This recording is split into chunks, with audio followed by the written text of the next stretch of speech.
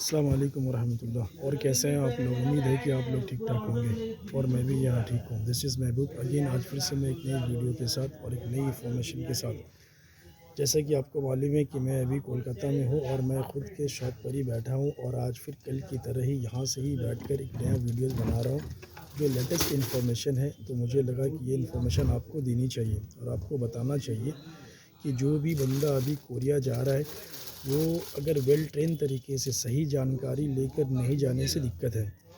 क्योंकि कल की बात है, मेरा एक फ्रेंड कोरिया से आया हुआ था और यहाँ पे ही था वो कंटिन्यू 3 मंथ्स, क्योंकि वो छुट्टी पे आया हुआ था। और हर लोग वैसे ही आते हैं जो भी यहाँ से टूरिस्ट वीज़ा में जाते हैं और जाने के बाद जब वीज़ा कन्वर्ट हो जाता है, चेंज हो जाता है, तो वो उनको जब कार्ड मिल जाता है, यानी कि रेसिडेंस कार्ड मिल जाता है, रहने की जब परमिशन हो जाती है, तो फिर उसमें एक ये रहता है कि आप कभी भी आ सकते हैं, कभी भी आना जाना कर सकते हैं। किसी तरह का कोई परेशानी नहीं होता, किसी तरह कोई दिक्कत भी उसमें नहीं होता है। दोनों तरफ इमिग्रेशन से किसी तरह का कोई मसला नहीं होता है, यानी कि कोरिया गवर्नमेंट की तरफ से भी परमिशन होती है। कार्ड मिलने के बाद आप जब चाहें अपना ओन कंट्री जा सकते हैं। बस एक रीज़न बताना होता है कि आप क्यों जा रहे हैं, उसकी असल वजह क्या है, क्योंकि आपको जाने का कारण क्या है, वो कारण बताना होता है कि भाई मेरा कोई परेशानी है या फिर ट्रीटमेंट के लिए जा रहे हैं या फैमिली मेम्बर में कोई बहुत बड़ा मसला है या किसी की तबीयत ख़राब है। तो एक रीज़न पर्टिकुलर वहाँ पे देना होता है और रीज़न देने के बाद आप फिर जा सकते हैं, फिर अपना होम कंट्री वापस आ सकते हैं, चाहे वो किसी भी कंट्री का बंदा हो। तो उसी तरीके से वो आया हुआ था, छुट्टी पे था और ऑलरेडी 3 मंथ्स था, क्योंकि उसके बैक पेन हो रही थी और थोड़ा सा सर दर्द हुआ करता था, क्योंकि लॉन्ग टाइम से कोरिया में था, तकरीबन 5 ईयर से। तो कंटिन्यू आना जाना हो रहा था, बट इस बार वो ट्रीटमेंट के लिए आया था। तो ट्रीटमेंट तो हो गई, वो ठीक भी हो गया और अपना मेडिसिन वगैरह लेकर भी गया। तो उससे जो आज मेरी सुबह बात हुई ना, वो लेटेस्ट इन्फॉर्मेशन है जो मैं आपको देना चाहता हूँ।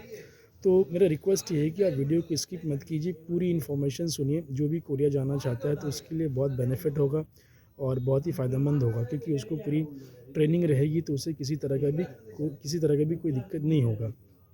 जैसे कि वो जब इंचियन एयरपोर्ट यानी कि सोल जब वो पहुंच चुका था और जब इमिग्रेशन फेस कर रहा था वो, तो वहाँ पे कई क्वेश्चंस हुआ, जिसमें जो फ्रेशर थे, जो पहली बार साउथ कोरिया जा रहे थे और एकदम नए थे, जिसकी कोई कार्ड भी नहीं है, कुछ भी नहीं है, तो उसने वो चीज़ वॉच किया वहाँ पे कि जब इमिग्रेशन हो रही थी तो इमिग्रेशन में ऑफिसर्स कई बंदों को साइड काउंटर लेकर गए हुए थे, जिसमें तकरीबन उसका कहना है कि 20 से 25 इंडियन बंदा होगा जो पहली बार साउथ कोरिया जा रहे थे। और वो सब के सब साइड काउंटर में गए थे और साइड काउंटर में जाकर उसको अंदर एक रूम में ले जाकर उससे ऑफिसर्स बात करते हैं, रीज़न पूछते हैं कि भाई क्यों आए हो, कहाँ जाना है, कहाँ रहना है, क्या कारण है आने का, किसके पास आए हो और तुम्हारे साथ कौन कौन है। इस तरीके का बहुत सारी क्वेश्चंस इमिग्रेशंस करती है, जो यहाँ पे भी साउथ कोरियन ऑफिसर्स इमिग्रेशन ने किया इस तरीके के क्वेश्चंस।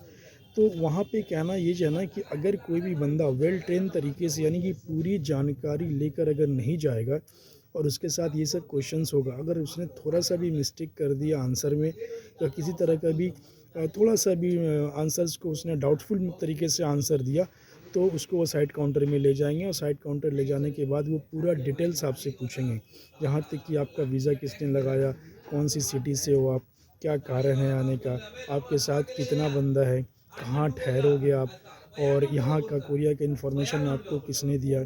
तो इस तरह का बहुत सारी क्वेश्चंस वो करते हैं वहाँ पे और बहुत तरह का इन्फॉर्मेशन लेते हैं वो। तो मेरा रीज़न क्या है, ये वीडियो बनाने की सबसे बड़ी वजह क्या है ना, कि जो भी बंदा फ्रेशर अगर जा रहा है कोरिया और जाना चाहता है तो उसे चाहिए ना कि कुछ क्वेश्चंस है, वो क्वेश्चंस को वो रिमेंबर कर ले, अच्छी तरीके से समझ ले और जब भी आंसर दे ना विद कॉन्फिडेंटली, एकदम कॉन्फिडेंट के साथ आंसर दे। उसे ऐसा लगे जैसे कि वो जो कह रहा ना वाकई उसे हर कुछ पता है, हर कुछ की जानकारी है, किसी तरह का वो डाउटफुल में नहीं है, वो हर एक चीज़ों को जानता है। इसमें पहला क्वेश्चन जब मैं गया था 2022 में, यानी 2022 में 19 अगस्त, और मैं इमिग्रेशन फ़ेस किया था सोल में कोरिया इंचियन का। 20 अगस्त को मैंने फ़ेस किया था इमिग्रेशन को। तो वहाँ पे जो क्वेश्चंस होता है ना मुझसे, कि आप वही क्वेश्चंस मैं आपको यहाँ पे रिपीट करना चाहूँगा, ताकि आप उस चीज़ को रिमेंबर कर लें, थोड़ा प्रैक्टिस कर लें और मेमोराइज़ कर लें। जैसे मुझसे वहाँ पे पूछा गया था ना कि आप यहाँ क्यों आए हैं? तो मेरा आंसर क्या था कि मैं यहाँ घूमने आया हूँ, फॉर द टूरिस्ट। तो आप कहाँ जाएँगे? नेक्स्ट क्वेश्चन था, वेयर यू विल गो, कहाँ जाएँगे आप? तो मेरे जो होटल था ना, तो उस होटल का मैंने एड्रेस दिया, जो मेरा होटल इटावन में था। तो उस वहाँ का मैंने आंसर दिया कि मैं होटल में जाऊँगा, यहाँ पर ठहरना है। फिर उसने कहा कि और तुम्हारे साथ कौन है? ये थर्ड क्वेश्चन था इमिग्रेशन का कि और तुम्हारे साथ कौन है? तो सेम क्वेश्चंस में भी आपसे भी वो पूछ सकता है कि आपके साथ कौन है? आपको सिंपल आंसर देना है कि हम मेरे साथ कोई नहीं है, और ये हकीकत भी है।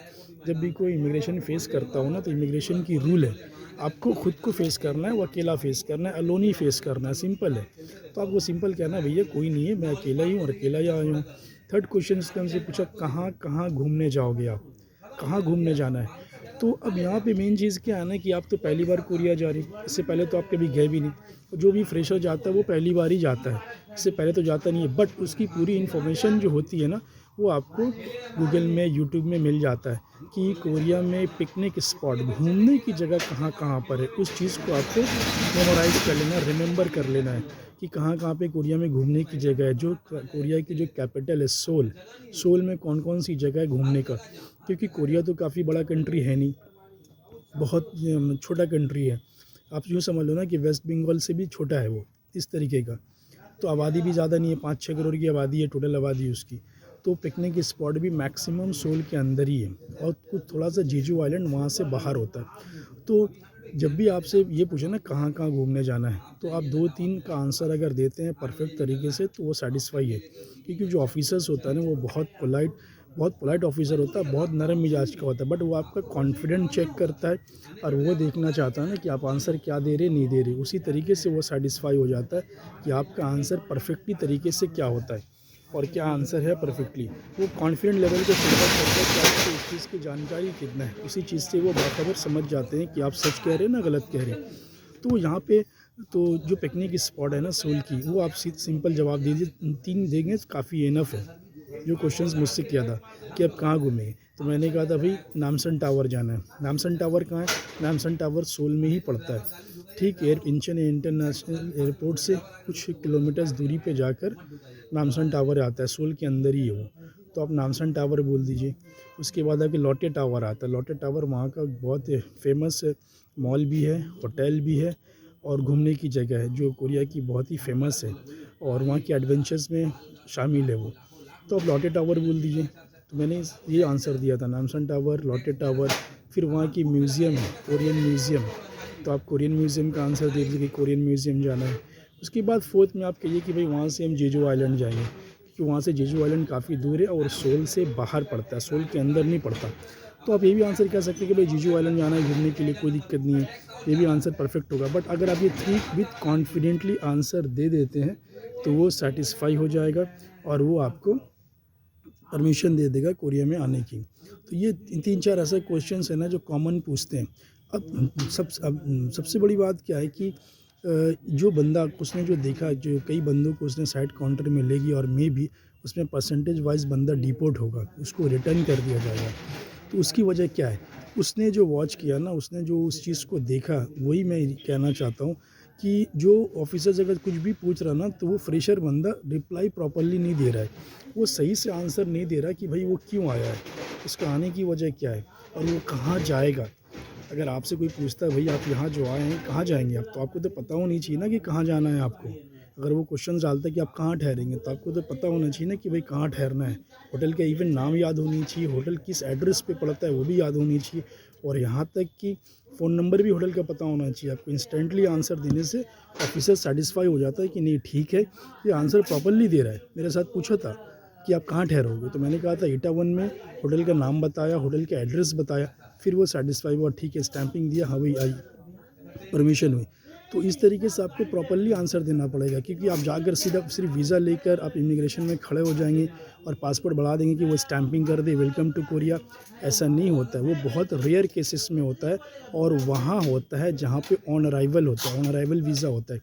जैसे थाईलैंड हो गया, ये सब कंट्री में ईज़िली तरीके से हो जाता है। फिर भी यहाँ पे भी क्वेश्चंस होती है, लोग ऑफिसर पूछते ही हैं कि वहाँ आए हो, कहाँ जाना है, किधर जाना है, ये नॉर्मली क्वेश्चंस करता ही है। बट ये तो भाई बड़ी कंट्री है, तो बड़ी कंट्री में जहाँ पे ईज़िली तरीके से वीज़ा नहीं मिलता, कहीं न कहीं आने में रिस्ट्रिक्शन होता है, तो वहाँ पे तो वो क्वेश्चंस करेगा ही आपसे, वो तो पूछेगा ही कि भाई कहाँ रहना है, कहाँ जाना है। तो कहने का मोरल ऑफ द स्टोरी ये है ना कि आपको आंसर परफेक्ट देना पड़ेगा, और कॉन्फिडेंट तरीके से आंसर देना पड़ेगा कि आप जा कहाँ रहे हैं। कहाँ पे ठहरना है, कहाँ पे रहना है, कहाँ पे बैठना है। और दूसरा और एक चीज़ वो पूछते हैं हमेशा कि आप वापस कब आ रहे? आप अपना होम कंट्री रिटर्न कब जा रहे? तो रिटर्न की जो डेट है ना, वो आपको श्योर शॉट बताना हो कि हाँ भाई हम इतनी तारीख को रिटर्न हो जाएँगे। इवन यहाँ तक कि जो टिकट है ना आपका, जो रिटर्निंग टिकट है वो आप श्योर शॉट रखिए, डमी मत लगाइए। अगर क्रॉस चेकिंग भी करेगा तो आप श्योर शॉट डिपोर्ट हो जाएँगे। बहुत लोग गलती करते हैं ना कि वहाँ पे डमी टिकट लगा लेते हैं कि रिटर्निंग का टिकट, पैसा बचाने के चक्कर में। अरे भाई जब इतना दूर जा ही रहे हो तो डमी टिकट लगाने का कोई मतलब ही नहीं है, रिस्क लेने का कोई मतलब ही नहीं है। अगर वो टिकट को क्रॉस चेकिंग कर लिया और उसको डमी मिल जाएगा, फिर आप जितना भी कॉन्फिडेंटली पूरा आंसर दे दो, आप परफेक्ट तरीके से दे दो, आप सही इसको तरीके से दे दो आप, फिर भी तो वो सैटिस्फाई नहीं होगा क्योंकि आपका एक फ़ॉल्ट मिल चुका है कि टिकट आपका डमी है। तो वो इवन वहाँ से आपको रिटर्न कर देगा, एकदम सिंपल। तो कहीं भी अगर आप जा रहे हैं, ख़ास तौर से बड़ी कंट्री में जिसकी इमिग्रेशन थोड़ा टफ़ होता है और जहाँ पे आप कुछ करियर बनाने का सोच कर जा रहे हैं, तो वहाँ पे एकदम रिफ़्रेश होकर जाइए, अपडेट होकर जाइए, एकदम श्योर शॉट होकर जाइए। ₹2 खर्चा हुआ है, ₹4 और सही, बट श्योर शॉट होकर जाइए ताकि एंट्री ईज़िली हो, आराम से आपको एंट्री मिल जाए, एंट्री में किसी तरह का कोई परेशानी नहीं हो। तो यही थी आज की इन्फॉर्मेशन जो आज सुबह मेरे फ्रेंड से बात हुआ, उसने ये कहा, मेरे को पूरी डिटेल्स बताया, तो मैं सोचा कि आपके साथ शेयर करूँ, बताऊँ। तो गाइज़ अगर आप जाना चाहते हैं किसी भी कंट्री ट्रैवलिंग करें, तो इमिग्रेशन का जो कई क्वेश्चंस होता है, जो क्वेश्चंस मैंने आपको भी बताया है, कहाँ जाना है, कहाँ ठहरना है, कब आप अपनी अपनी होम कंट्री रिटर्न हो रहे, कहाँ-कहाँ घूमोगे आप और आपके साथ कौन आया है। तो ये सब आंसर 5 आंसर जो है ना आपको परफेक्ट तरीके से देना है। कौन आया आपके साथ? कोई नहीं, मैं अकेला हूँ। कहाँ जाना है वो पर्टिकुलर एरिया का नाम याद रखिए, कहाँ ठहरना है होटल का नाम याद रखिए, होटल का इवन एड्रेस याद रखिए, फ़ोन नंबर याद रखिए और जो पिकनिक स्पॉट्स है, आप 3 पिकनिक स्पॉट्स का आंसर परफेक्टली दे देते हैं, दैट्स आर इनफ, वो काफ़ी है उसके सैटिस्फाई के लिए। उसके बाद आप वेलकम टू कंट्री की जिस कंट्री में जाना चाहते हैं वहाँ पे ईज़िली आपका एंट्री हो जाएगा। तो मुझे उम्मीद है कि ये इन्फॉर्मेशन आपको अच्छी लगी हो। तो अगर ऐसी इन्फॉर्मेशन आप कोरिया का चाहते हैं तो मेरे चैनल को लाइक कीजिए, सब्सक्राइब कीजिए और फॉलो फॉर मोर कीजिए, शेयर्स कीजिए। हो सकता है किसी आपको इन्फॉर्मेशन की ज़रूरत ना हो और भी कोई बंदा हो सकता है जिसको इन्फॉर्मेशन की सख्त ज़रूरत हो, तो आप शेयर करेंगे तो शायद उसके लिए फ़ायदेमंद होगा। तो फिर मिलते हैं नेक्स्ट वीडियोज़ में, जब तक खुद का ख्याल रखिए, खुद का ध्यान रखिए। अल्लाह हाफ़िज़।